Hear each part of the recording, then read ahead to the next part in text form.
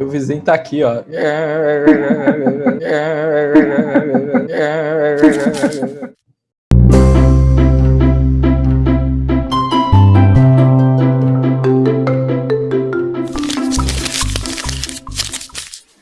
Fala pessoal, beleza com vocês? Hoje nós aqui mais uma vez, papel de pão, para pensarmos essa teologia simples para a nossa vida complicada. E que dias complicados temos vivido, não é mesmo? E por isso nós queremos pensar a respeito daquilo que nós temos ouvido em teologia sobre aquilo que vem pela frente e mais exatamente, para ser preciso aqui, sobre falsas profecias. Vamos falar um pouquinho sobre falsos profetas. E aqui hoje, meus amigos Jones, Rafael e Wendel, para pensarmos a respeito disso. Eu quero consultar vocês. Por que vocês acham que vocês não são falsos profetas? Ou vocês são? O que diferencia vocês, ou nós, né? Vamos incluir nessa também, nós aqui, de falsos profetas. Vamos lá. Eu já estava pensando no Gustavo como um acusador, né? Vocês, falsos profetas. Por que alguém pode olhar para vocês e falar que vocês não são falsos profetas? O Wendel tá meio iluminado hoje na imagem aí, então manda ver, Wendel. Manda ver, Wendel. Bom, o que define um profeta no tempo do Novo Testamento? Na minha concepção, o que mais define um profeta é ser um mensageiro da verdade já revelada, ou seja, a Escritura Sagrada. Então, olhando para mim, como uma pergunta foi direcionada, e me vendo como um expositor bíblico, então isso me dá base para dizer que eu não sou um falso profeta, porque eu prego a palavra revelada pura e simples como ela é. Ou ao menos tento, né? Tento pregar a palavra pura e simples como ela é. Então eu acho que, por esta razão, eu me defino como um verdadeiro profeta. Maravilha. E vocês? O Wendel já tem o ponto de partida e é basicamente isso. As Escrituras é a verdadeira profecia. A Bíblia é a verdadeira profecia. O meu papel, basicamente, é fazer a transmissão disso. Seja por uma questão gramatical e uma questão de conhecimento do texto em si, né? Haja vista que durante épocas e vários tempos as pessoas não sabiam ler e escrever, ou pelo menos não tinham acesso às escrituras. Então o pastor tinha essa função de ser aquele que leria a palavra e passaria a palavra lida aos discípulos, aos seus membros. E mesmo o nosso papel hoje, no mundo mais moderno, onde todo mundo sabe ler e tem acesso à Bíblia, de ser aquele que esclarece, que dá condições da interpretação ser feita, um facilitador dessa interpretação, né, do conhecimento da palavra. E isso, claro, nos traz condições de falar, de orientar, de dirigir um rebanho diante das circunstâncias. O verdadeiro profeta é esse, que está completamente vinculado à palavra para expô-la, né, para colocar qual o conteúdo que ali está para a nossa vida hoje. É isso que define o verdadeiro profeta. E assim como o Wendel, me defendendo da acusação do Gustavo, né, eu sou um verdadeiro profeta porque eu prezo pela exposição da palavra.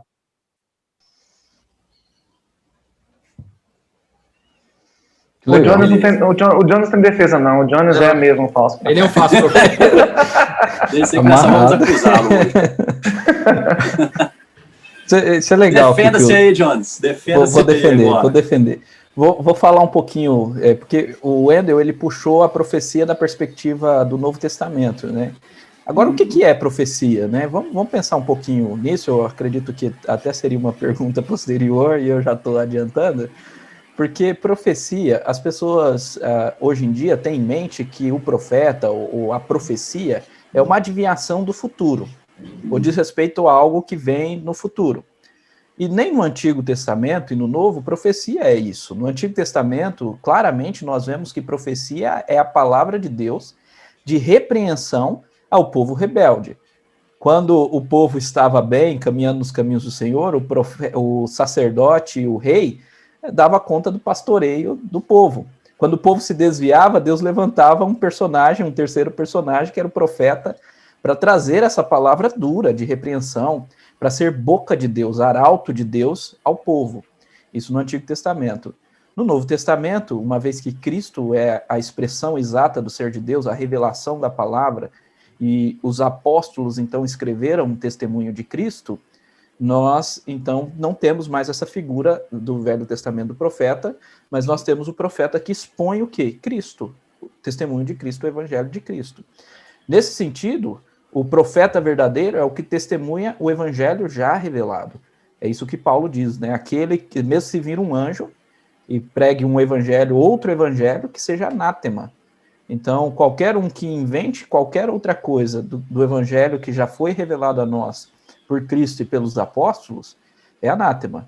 Nesse sentido, né, defendendo, eu não sou culpado, né, votem aí a favor da minha absolvição, em nome de Jesus, porque nós estamos pregando o evangelho de Cristo. Eu acho legal, esses dias eu vi uma pregação de um colega nosso, o reverendo Marcelo, o vizinho aqui começou a furadeira bem na hora, ó. Dá para escutar aí? Aham. Então deixa eu aguardar. Não, mas bora, assim que é bom. Isso Tá aqui bom. é ao vivo, rapaz. O negócio aqui não é armado, não. Bora. Então, eu Deixa essa falsa profeta lá, vamos lá. Eu vi uma pregação recentemente do reverendo Marcelo, que é um colega nosso, que ele sempre falava que ele iria se esconder atrás do texto. Eu achei legal essa figura, né? É exatamente isso, nós precisamos nos esconder atrás do texto. O texto deve falar, não a nossa experiência, não os nossos achismos, temos que tomar cuidado com os entre as linhas, né? Ficar procurando nas entrelinhas e deixar o texto mesmo falar, o texto da Bíblia, da palavra do Senhor, pura e simples. Show.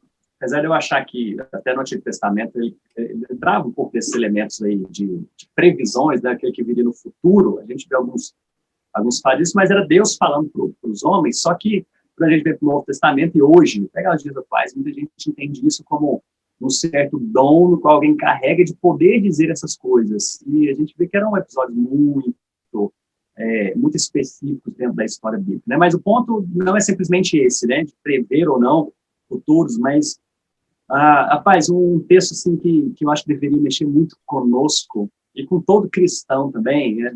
Eu até abri, que é Mateus 7, quando fala de pessoas aqui que, 21 diz, Senhor, Senhor, entrará no reino, nem todo aquele que me diz Senhor, Senhor, entrará no reino dos céus, mas aquele que faz a vontade de meu Pai, que está nos céus. Muitos naquele dia onde dizer Senhor, Senhor, porventura não temos nós profetizado em teu nome expelimos demônios, em teu nome não fizemos muitos milagres. Então, assim, a gente vê que não é gente que não crê em Jesus, gente que não tem a ideia de quem é Deus da sua palavra. São pessoas que falam Senhor, Senhor, que reconhecem. Não é um falso profeta, ele não é alguém que, igual, por exemplo, aqueles que acusavam Jesus, que fazia pelo poder de Beelzebul, alguma coisa nesse sentido. A gente que fala Senhor, Senhor, em teu nome fizemos muitas coisas. E aí, mais o que entra depois aqui, o que caracteriza é que o texto vai falar pelas obras os conhecereis. Então, a gente pega o que hoje poderia ser considerado um falso profeta no nosso meio aí, talvez aquele que tem a sua vida não pautada pelo seu discurso. Né? A gente está vendo aí que prega o evangelho, claro, ele é centrado, a gente tem que ter isso como um ponto forte, mas também é alguém que a sua vida não condiz com aquilo que prega. É uma característica que a gente pode observar aqui, né? E, cara, os caras operavam muitas coisas no nome de Jesus. E talvez é o que a gente vê hoje que, assim, acende um ponto muito alto, assim, é um alerta muito alto. E a gente vê muita gente fazendo coisas em nome de Jesus. Eu sei de um país aí, eu fiquei sabendo essa semana de um país que tem uma igreja com líderes brasileiros que estão sendo expulsos dessa igreja, porque eles estão lá para fazer falcatrua, estão lá para mexer com dinheiro, eles subornam, é uma loucura. E aí a gente, cara, né, isso não está só aqui, isso é espalhado no mundo inteiro, a Bíblia fala sobre isso, né, que a profecia já estava dizendo aqui, né, o mundo inteiro ia ter gente assim, faz coisas no nome do Senhor, mas eu acho que o que nos E nós não estamos falando isso aqui, né, claro, não é com orgulho, não é com aquele orgulho de predestinados, mas é com muita humildade, de olhar para o texto e falar, Senhor, Senhor. E aí muitos vão dizer isso naquele dia, e ele fala, partem-se de mim. Né? A gente olha isso com muito zelo, de poder pregar a palavra, ser centrado na palavra. Legal isso que o Jonas falou, de esconder atrás da palavra, né? E poder simplesmente viver nesses pontos aí, né? Viver aquilo que Deus tem falado para nós. E dentro da nossa igreja, como nós estamos falando a respeito aí de não falsos, mas verdadeiros profetas, a gente encontra alguns discursos também que parecem se contradizer muito, né? Eu vou pegar, por exemplo, aí que a gente ouviu nos últimos dias sobre Páscoa. Uns celebram Páscoa, outros não celebram Páscoa, cristãos celebram, não celebra. A gente está vendo uma polarização aí, se abre ou fecha culto, a igreja, né? Se a gente é a favor ou contra. E vamos entender que todos são nesse ponto. Eu vou pegar aqueles que são verdadeiros profetas do Senhor, aqueles que proclamam a verdadeira palavra do Senhor. Como que a gente entende essas diferenças de pensamento? Diferenças de pensamentos, né? Eu acredito que essas diferenças de pensamentos, elas se originam sempre e muito fortemente em áreas muito superficiais ao essencial da fé cristã. E essa é uma questão, assim, para a gente até pensar bastante nisso. Por que muitas vezes a gente dá tanta importância nessas coisas que são tão distantes do que é central e essencial à fé cristã? De fato, eu concordo plenamente de que qualquer coisa que vá contrário à verdade que a salvação é única e exclusivamente obra de Cristo e nós recebemos pela graça, qualquer coisa que é contrária a isso deve ser rejeitada por nós. Nós cremos que só Jesus salva, ele é o nosso único e suficiente salvador e é puramente pela graça. Então isso é a essência da fé cristã. Agora observe que o que nos divide é o quê, né? Se é imersão, se é aspersão. Esses dias eu estava vendo uma discussão, até estava conversando com o irmão da nossa igreja sobre uma discussão em relação a isso, aspersão, imersão, efusão, né? O que nos divide é se celebramos a Páscoa, ou se celebramos a ceia, se Natal pode ou não pode, né? Então, são coisas muito superficiais. Eu acredito que cada teologia, e se alguém é coerente com a sua teologia, acaba tendo posições radicais de fato. Mas aí tem que ter posições radicais em todos os aspectos. Então, cada teologia pode nos levar para uma situação bem distante, mas nós precisamos entender que esses aspectos são superficiais para não dividir o povo de Deus com essas questões. Acho interessante isso que o Jones colocou, e eu lembro uma passagem lá de Atos, bem claro, onde Paulo volta a Jerusalém, e há uma cobrança dos judeus sobre o não respeitar os ritos judaicos, de que Paulo não estaria respeitando os ritos judaicos, e Paulo então se submete a esses ritos novamente, né, à purificação, para que não haja problema para Pedro e outras lideranças, para Tiago principalmente, outras lideranças da igreja de Jerusalém. E olhando para isso, eu percebo que a natureza humana ela é polemista já há muito tempo. E quando a gente vai para os protestantes, então, parece que a nossa vida é protestar. Quando você observa, por exemplo, os vídeos da internet que dão mais views, os posts que dão mais like, são geralmente ligados a questões polêmicas e, como o Jones disse, não centrais. Não essenciais para a época que a gente vive e para as dificuldades que a gente vive. E, para mim, claramente, isso são estratégias do próprio Satanás para desviar a mensagem do evangelho. E os grandes profetas, infelizmente, que nós temos, são aqueles que se agarram nessas coisas, ou pelo menos os grandes falsos profetas, melhor dizendo, são aqueles que agarram nessas coisas para ganhar visibilidade. E aí, pegando lá aquilo que o Jones falou, de colocar, do pregador ser aquele que se esconde atrás do texto, esses pregadores não, eles querem estar na frente do texto. Eles querem aparecer, eles querem ser vistos. Mas como então, para quem, por exemplo, está nos ouvindo aqui, vendo, porque hoje, por exemplo, a gente tem muitos canais cristãos aí que respondem as perguntas aí de posso ou não posso, deve ou não deve, é pecado ou não é, né? Porque são, apesar do que a gente está falando aqui, coisas que não são simplesmente essenciais, mas como que o cristão lida com isso? Diante daquilo que é essencial, porque isso tem a ver, eu acho, que é aquilo que é cotidiano, tem a ver com a vida prática das pessoas, né? Elas têm certeza da salvação em Cristo unicamente, exclusivamente, pela fé e tudo mais. Mas como que elas lidam, então? Como achar consenso nessas áreas práticas? Não vão achar, Gustavo, porque a Bíblia não é concreta em muitas questões. Você não tem mandamentos e organizações estruturais, sociais, familiares completas na Bíblia. A Bíblia é aberta em muitas questões. Então, muita coisa que é definida teologicamente e dogmaticamente, na verdade, são construções teológicas e opiniões de teólogos. A gente tem que tomar muito cuidado com isso. E aí, como eu disse, falsos profetas sentam nessas questões e determinam uso e costumes para suas igrejas.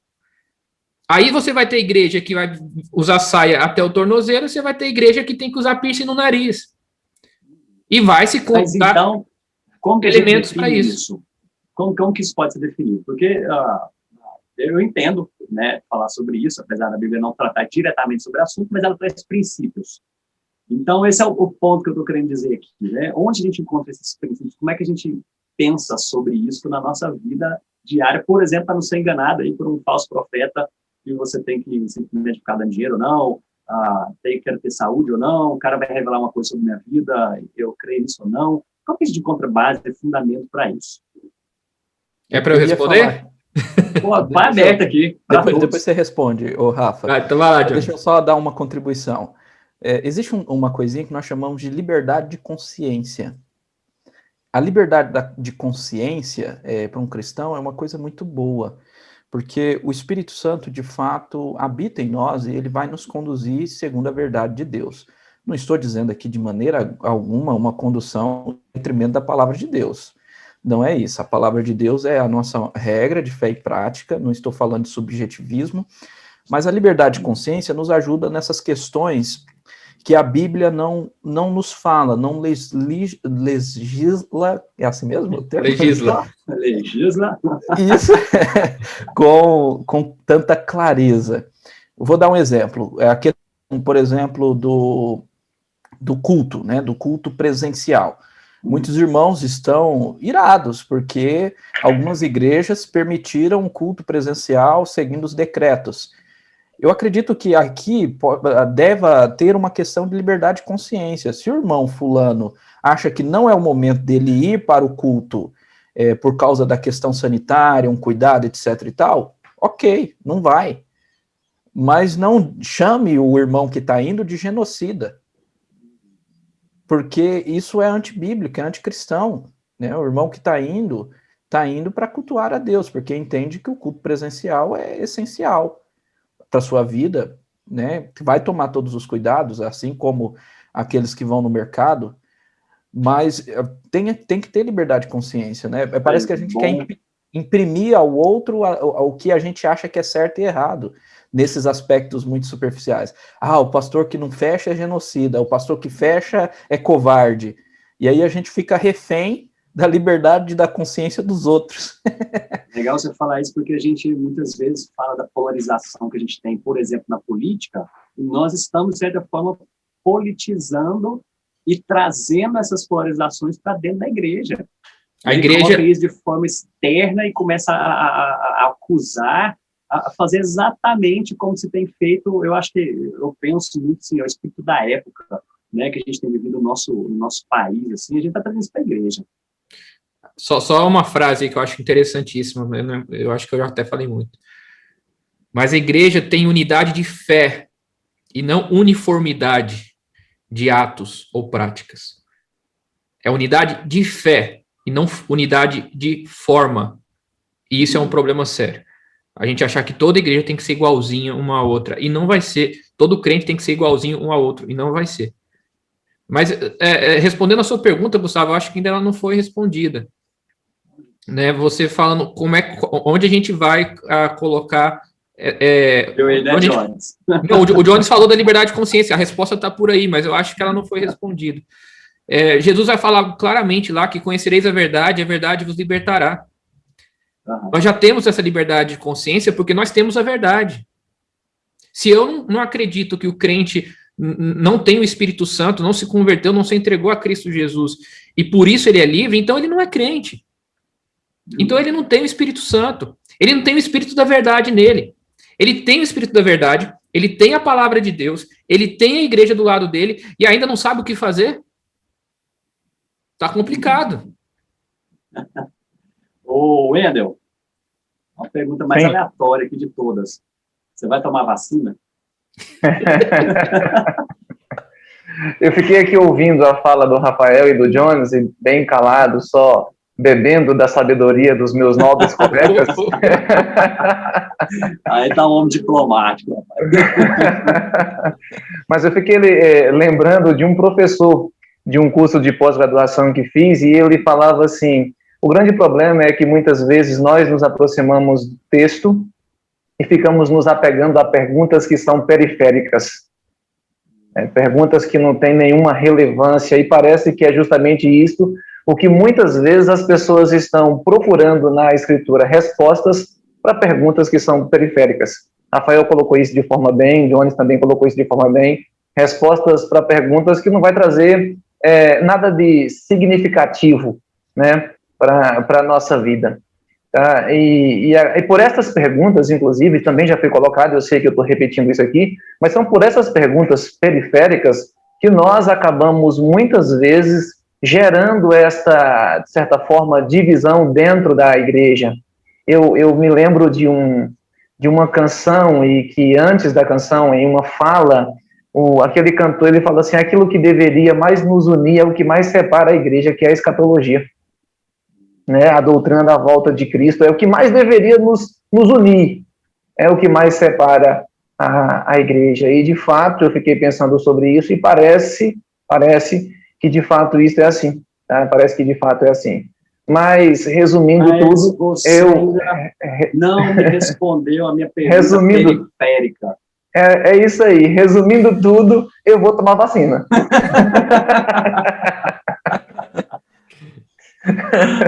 Legal. Tá certo, mano. E tá quase lá, né, Wendel? Tá começando a vacinar os de 60 para cima. Você tá nesse logo depois da sua faixa etária chega a minha. Papai, por falar em vacina aqui,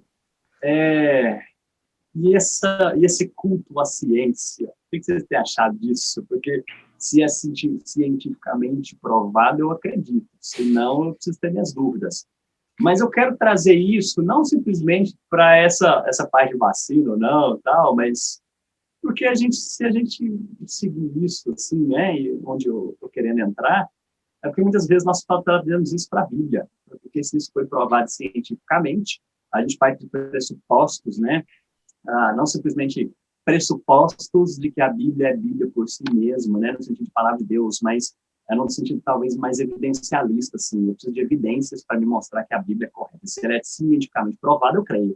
Se não, né, então a gente... Como é que vocês têm enxergado isso? A ciência hoje, né, cientificamente comprovado.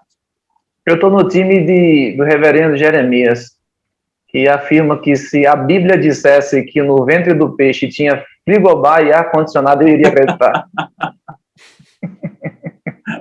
Boa. E vocês aí, como é que vocês têm lidado com isso?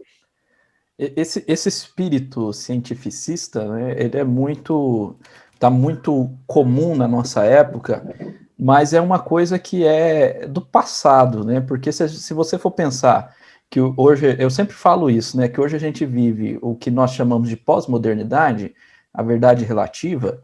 As próprias pessoas não compreendem isso, que não há consenso na própria ciência, que uma verdade comprovada hoje, amanhã é questionada e descomprovada, igual o ovo, né? O ovo um dia faz bem, outro dia faz mal, outro dia faz bem, outro dia faz mal, né? Então, é mais ou menos isso. A ciência, ela não é concisa. Claro que existem alguns aspectos que são bastante concisos, sim, como a lei da gravidade de Isaac Newton, apesar de que A física quântica questiona o relativismo e tudo mais, mas são algumas coisas que são bem concisas, mas você não tem consenso. E isso é legal, porque existe uma falácia do nosso jornalismo atual, que é a falácia dos especialistas dizem. Os especialistas dizem que tal coisa faz mal, os especialistas dizem que tal coisa faz bem. Agora, quais são os especialistas? Claro que vai ter outros que vão dizer outra coisa. Existe um debate, a gente precisa entender o debate e compreender em todas as áreas. Eu acho que esse é um ponto importante, né, para se livrar mesmo desse evidencialismo exacerbado que a gente está vivendo nesses nossos dias. Até sobre essa questão do especialista, Jones, para mim isso claramente nós estamos caminhando para o final do pós-modernismo. Talvez esteja fazendo uma profecia filosófica aí, vamos lá. Final do modernismo, né? Não, no pós-modernismo. Se isso não se cumprir, você for um falso profeta, nós vamos voltar lá ao Antigo Testamento, que quando um falso profeta falava alguma coisa e não se cumpria, Pedrejado, né? Quem disse que eu era profeta era o Rafael. Eu acho que o Rafael tem que ser apedrejado. Mas deixa eu tentar explicar por que eu tô vendo na história o final do pós-modernismo. Porque o pós-modernismo, na verdade, é desconstrução. Ele não produz nada. Ele desconstrói algo que já foi estabelecido lá atrás. A questão da ciência, como a última palavra, isso é coisa do século XVIII e XIX, é o que o Jones falou, é coisa antiga. Da ciência determinar a verdade, né? E isso nos levou a 2 guerras mundiais, né? A ciência determinou que os judeus eram impuros, a ciência determinou que os negros eram inferiores, a ciência determinou que as mulheres deveriam servir aos homens. Então, isso foi tudo científico, e isso levou a 2 guerras mundiais, e é claro, isso traz o pós-modernismo, que é a desconstrução desses conceitos, para tentar chegar numa sociedade mais justa, vamos colocar dessa forma, tá? Então, o que eu percebo hoje é uma crise, né, que leva ao mundo ao desespero, ou pelo menos as pessoas ao desespero, para que você possa apresentar um outro elemento de fé. Então, o que está se fazendo hoje é apresentando um novo modernismo a partir de uma ciência comunicada por profetas dessa ciência, que é exatamente aquilo da falácia dos especialistas. Você coloca alguns profetas ali que detêm a verdade, são esses especialistas, e isso é transmitido como uma profecia dizendo, se você não usar máscara, você vai morrer. Se você for à igreja no culto, você vai aglomerar e você vai morrer. E aí você tem profetas dessa verdade agora estabelecida por uma pretensa ciência. Quando a gente olha para o cristianismo, não é muito diferente quando Deus quer despertar o seu povo. O pessoal aqui, às vezes, pedia muito avivamento na minha igreja. Pastor, nós temos que orar por um avivamento. Nós temos que orar para que a igreja seja avivada. Eu falei, meu irmão, ore para que isso aconteça. Bênção de Deus. Mas eu só quero te lembrar que todo avivamento vem depois de um tempo de crise, de fome, de desespero. Porque aí as perguntas periféricas perdem sentido. Porque as coisas que são levantadas para nossa discussão interna perdem sentido. Se você está morrendo de fome, está sendo perseguido por causa do evangelho, você vai parar de perguntar se masturbar é pecado. Isso não vai fazer mais sentido. Então, o que eu estou percebendo hoje é essa crise acontecendo de forma até proposicional ou proposital, para que uma verdade seja estabelecida. Essa verdade é aí, desses meios de comunicação, onde você vai ter uma verdade única. Nós estamos aí entrando na escatologia, que o Wendel falou. Nós vamos ter um pensamento mundial, uma verdade mundial. Agora, essa não é a verdade. A verdade que nos liberta é a verdade de Cristo. E pregar Cristo Jesus nesse meio de reconstrução da verdade é ir contra a cultura, é ser perseguido, é ser taxado de negacionista, é ser taxado de insensível. Então, nós temos que tomar muito cuidado nesse tempo, porque as falsas profecias estão entrando na nossa igreja e nós adotamos como verdade. Nós ouvimos os especialistas, mas não ouvimos mais os nossos pastores. Eu ouço o Jornal Nacional, mas não escuto mais o que o meu pastor diz no domingo. Não adianta, né, o que ele fala. Não, o que ele fala eu dispenso. Eu posso ir ou não posso ir, tanto faz. Igreja é o povo, somos nós. E a verdade? Cadê a verdade? E aí você escuta o Jornal Nacional e acredita nele. E olha que eu não sou negacionista. Acabei de perder um amigo muito próximo pela Covid. Eu sei que as pessoas estão morrendo, mas isso não vai me afastar do que Deus mandou eu fazer, pregar o evangelho. Uhum. E isso é ser um verdadeiro profeta. É a forma, né? O que entra, acho que mais em questão aí é a forma como se agora prega esse evangelho. E legitimar isso, às vezes, para um afastamento do corpo, né, da congregação e tudo mais. Não, a gente... Desculpa, só para completar, a discussão não é mais se as pessoas estão morrendo ou não. Observe se é essa discussão. A discussão é se abre ou fecha igreja, se prende ou não pessoas, se muda ou não as leis, se invade o STF ou não invade o STF. São essas discussões agora. Me fala se as pessoas estão preocupadas com as vidas. A discussão não é como fazer com que a cura chegue a todos, né? Não é essa a discussão. Não estão preocupados com isso. Inclusive tem...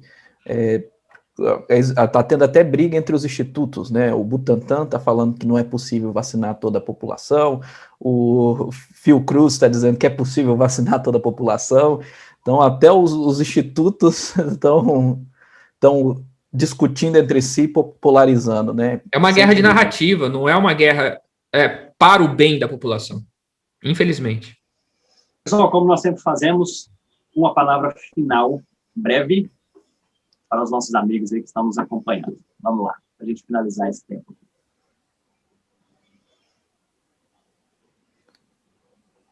Amém.